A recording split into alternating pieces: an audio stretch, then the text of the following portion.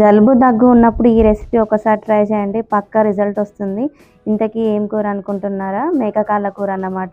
నాకు మా హస్బెండ్కి బాగా జలుబు చేసింది, అందుకే ఇది తీసుకొచ్చాడు. రెసిపీ అయితే చాలా సింపుల్. ఒక కుక్కర్లో ఆయిల్ వేసుకొని అందులో షాజీరా, ఉల్లిగడ్డలు, పచ్చిమిర్చిలు వేసి అవి బాగా వేగినాక అందులోనే అల్లం ఎల్లిగడ్డ పేస్ట్, పసుపు వేసుకొని వేయించుకోవాలి.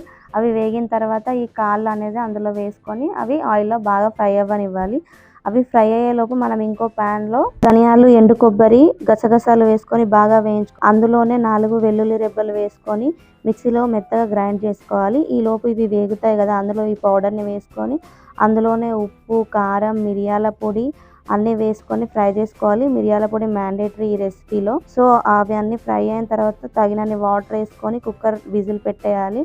ఒక 10 విజిల్స్ వచ్చిన తర్వాత అందులో మసాలా వేసుకొని కొత్తిమీర వేసుకొని సర్వ్ చేసుకోవడమే. చాలా సింపుల్. టేస్ట్ అయితే అదిరిపోయింది. దెబ్బకి జలుబు తగ్గిపోయింది అన్నమాట. వెళ్ళే ముందు చిన్న లైక్ ఇచ్చి ఛానల్ని సబ్స్క్రైబ్ చేసుకోండి. Bye, thank you.